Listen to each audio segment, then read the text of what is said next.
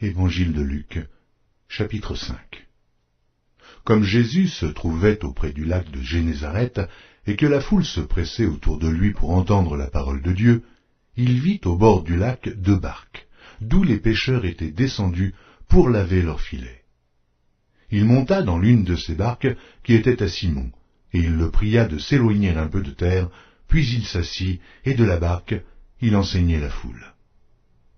Lorsqu'il eut cessé de parler, il dit à Simon, « Avance en pleine eau, et jetez vos filets pour pêcher. » Simon lui répondit, « Maître, nous avons travaillé toute la nuit, sans rien prendre, mais, sur ta parole, je jetterai le filet. » L'ayant jeté, ils prirent une grande quantité de poissons, et leurs filets se rompaient. Ils firent signe à leurs compagnons, qui étaient dans l'autre barque, de venir les aider. Ils vinrent, et ils remplirent les 2 barques, au point qu'elles enfonçaient. Quand ils virent cela, Simon-Pierre tomba aux genoux de Jésus et dit, « Seigneur, retire-toi de moi, parce que je suis un homme pécheur. » Car l'épouvante l'avait saisi, lui et tous ceux qui étaient avec lui, à cause de la pêche qu'ils avaient faite. Il en était de même de Jacques et de Jean, fils de Zébédée, les associés du Simon. Alors Jésus dit à Simon, « Ne crains point, désormais tu seras pêcheur d'hommes. » Et, ayant ramené les barques à terre, ils laissèrent tout et le suivirent.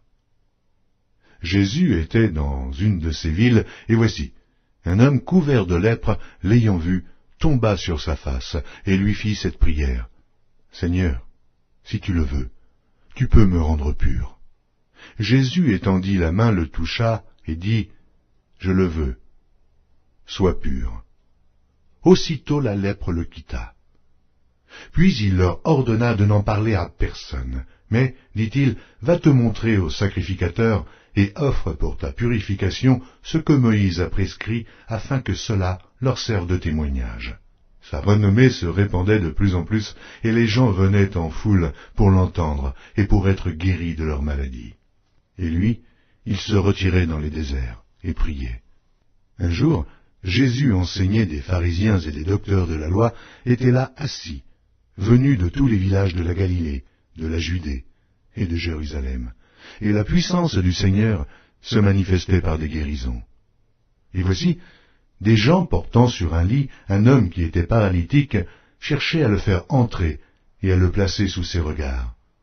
Mais comme ils ne savaient par où l'introduire à cause de la foule, ils montèrent sur le toit, et ils le descendirent par une ouverture, avec son lit, au milieu de l'assemblée devant Jésus.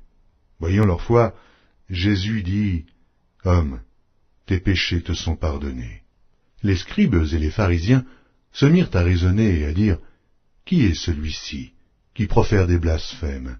Qui peut pardonner les péchés si ce n'est Dieu seul ?» Jésus, connaissant leurs pensées, prit la parole et leur dit, « Quelle pensée avez-vous dans vos cœurs? Lequel est le plus aisé de dire « Tes péchés te sont pardonnés » ou de dire « Lève-toi et marche » ? Or, afin que vous sachiez que le Fils de l'homme a sur la terre le pouvoir de pardonner les péchés, je te l'ordonne, dit-il au paralytique. Lève-toi, prends ton lit, et va dans ta maison. Et à l'instant, il se leva en leur présence, prit le lit sur lequel il était couché, et s'en alla dans sa maison, glorifiant Dieu. Tous étaient dans l'étonnement, et glorifiaient Dieu. Remplis de crainte, ils disaient, « Nous avons vu aujourd'hui des choses étranges. » Après cela, Jésus sortit, et il vit un publicain nommé Lévi, assis au lieu des péages, et lui dit, « Suis-moi. » Et, laissant tout, il se leva et le suivit. Lévi lui donna un grand festin dans sa maison, et beaucoup de publicains et d'autres personnes étaient à table avec eux. Les pharisiens et les scribes murmurèrent et dirent à ses disciples, « Pourquoi mangez-vous et buvez-vous avec les publicains et les gens de mauvaise vie ?» Jésus, prenant la parole, leur dit, « Ce ne sont pas ceux qui se portent bien qui ont besoin de médecins, mais les malades.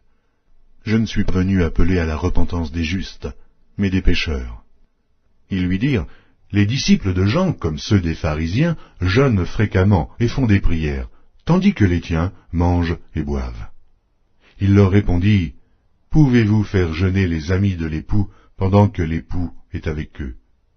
Les jours viendront où l'époux leur sera enlevé, alors ils jeûneront en ces jours-là. Il leur dit aussi une parabole. Personne ne déchire d'un habit neuf un morceau pour le mettre à un vieil habit, car il déchire l'habit neuf, et le morceau qu'il en a pris n'est pas assorti au vieux. Et personne ne met du vin nouveau dans de vieilles outres, autrement le vin nouveau fait rompre les outres. Il se répand, et les outres sont perdues. Mais il faut mettre le vin nouveau dans des outres neuves. Et personne, après avoir bu du vin vieux, ne veut du nouveau, car il dit, le vieux est bon.